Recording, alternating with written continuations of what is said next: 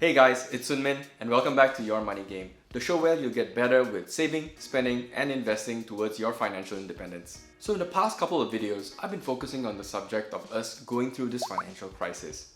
And one of the things that I've recently learned through a study that's been done by a client is that nearly 70% of people that were polled in this survey have been going through some kind of impact on their income, and that impact is a negative one.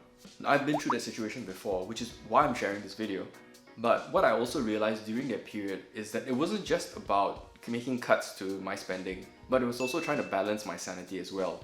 So in this video, I'm going to share with you the context of what I went through, as well as the different tips and survival tricks that I used to get myself through that period. So back in 2008, when I was the fresh young age of 26, I made the move to Melbourne during the great financial crisis. I moved there in October, right when the markets were crashing. I was sending out job application after job application, but I couldn't find any in about 2 months. But thank God I eventually found one as a barista, a waiter, a cleaner, all in one for $12 an hour. So as thankful as I was for the opportunity, unfortunately they were a lunch-only place.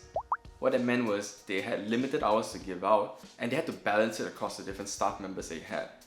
So all in all, in a week, I was only allowed up to 18 to 20 hours of work. I'll save you the mental calculation. It works up to be about 900 plus a month. Now, from that 900 a month, you have to deduct 650 for my rent and utilities, which leaves me about roughly $300 a month to survive on. It was a super tight budget, but somehow or other I made it work. So let's start with the tips that I used to save money before I talk about what I did to save my sanity.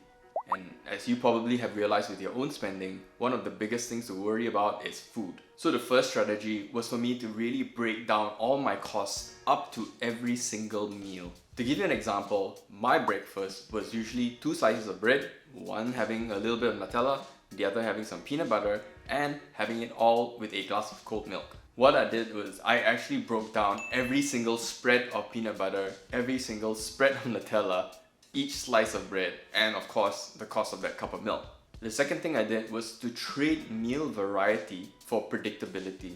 If you haven't already realized, food is actually your biggest monthly expenditure, and this is true in Singapore as well as Malaysia. But when you think about it, we as a community tend to love food so much that we need both quality as well as variety, which is why the costs tend to go up. Truthfully, you could actually reduce both quality as well as variety, but for me at that point in time, I was only willing to sacrifice on the variety, so I still made quality food that I loved.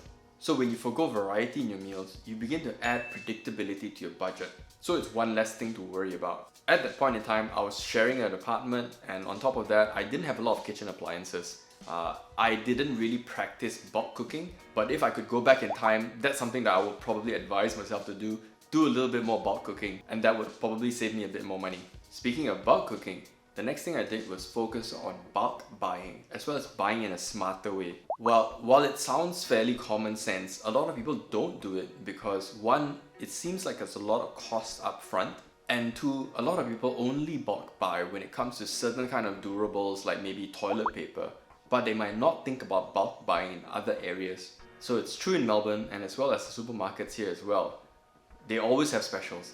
So when you have a predictable shopping list, what you can do is when you see the deals, you can pounce on it. If you've got more time than you have work, another smart thing you can do is really buy around the fringes during the off-peak hours. So what happens in the Melbourne markets is that around 3 p.m, they begin to want to clear certain stock.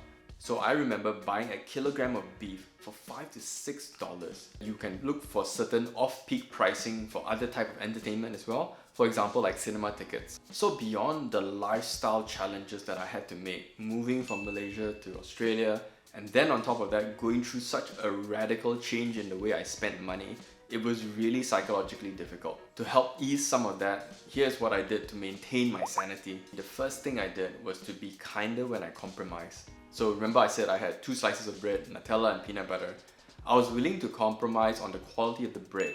So I didn't buy the best grade brand that I really loved. So I chose something kind of like midway. But I had access to cheaper products than Nutella, but because I really enjoyed Nutella, I wasn't willing to compromise there. So if you had to compromise on a meal, what you could do is don't compromise on every single item there. Choose something that you really love, maybe it's a drink, maybe it's an ingredient, maybe it's a brand, and be kind to yourself, and at least you find a better balance. And although I had a very tight budget of $300 a month, I didn't always stick to it. Occasionally I had to tap into my savings, and I told myself it's okay every now and then. One of the big ways that you can try and save your sanity a bit more is to really look for things that you love doing. One thing that's funny is that a lot of us tend to underestimate or take for granted a lot of these free activities that are out there. And they can be hosted by government, they can be hosted by different kind of communities, but they're usually around and we just haven't really looked hard enough to find them. So I really made a lot of use of the libraries that are there, got a lot of books, even DVDs, and on top of that, enjoyed the free parks, going to the beach, and just really enjoying the city as well. I haven't really looked that hard in Singapore, but I know for a fact that there are groups that go out hiking, so that's one free activity that you can do to join those type of groups. So with a tight budget, I didn't really go out and eat a lot. But again, because I wanted to be kinder to myself, every now and then I had a little treat. There's so many different kind of eateries around that during the fringe hours, again, they have these specials. They're trying to clear off stock. So that's when you can afford yourself a nice little treat without spending too much. So if you haven't noticed by now, yes, food is a main source of pleasure for me. The last thing that really helped me maintain my sanity was to really find connections through volunteering. So it's not about denying the pain and the reality that we're going through, but when you begin to shift the focus towards other people, suddenly it takes the edge off the feelings that we might have. But I stumbled upon this thing called the Sustainability Festival. So I got to join a cause that I really resonated with. I had a lot of fun, met a lot of people, and learned a whole lot. It doesn't mean that you need to be retrenched or you have to have your hours cut, but if you have the time, volunteering is a way for you to help other people, and on top of that, help yourself in the process. So some of you might be wondering, what happened after? Sometime in March 2009, I began to realize that people were not hiring. I was sending out resume after resume and just no response. And on top of that, I was reading the papers and people were still getting fired. So I made a pretty drastic decision to give up on my dream of starting my life in Melbourne, packed up my bags and went back to KL. Thankfully, I found a job there, and as they say, the rest is history. It was a really tough call for me to make. If you think about it, I spent all that time, all that effort, all that money to move myself from KL to Melbourne, start a whole new life, only to pack up all my bags to return defeated 6 months later. So that leads me to my last bonus tip. Accept that there is no perfect move, but move ahead anyway. You might have had to make a drastic decision, you might have had a decision made for you or forced upon you. So it's normal to be unhappy about the situation, and on top of that, you might have a lot of this negative self-talk coming up. All the coulda, woulda, shoulda, what if type of thoughts that are popping in your head. I understand and I can really empathize because I've been there, but take it from me, we can move forward and we can move ahead. What really helped me out is that I began to write things down. So with whatever decision that you made, write it down. Write down why you made the decision and how you were feeling at that time. By writing your thoughts down, you begin to express yourself. And at some point in the future, when you're feeling conflicted or confused, going back to that note of yours really helps you recenter. So if you're going through financial pain, hang in there.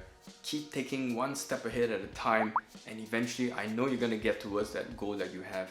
So I really hope that you found this useful, and if you did, I would really appreciate your help in clicking that like, subscribe, as well as that bell button, because every single one of those things really helps my channel grow, and on top of that, it gives me a bit of encouragement to keep going forward as well.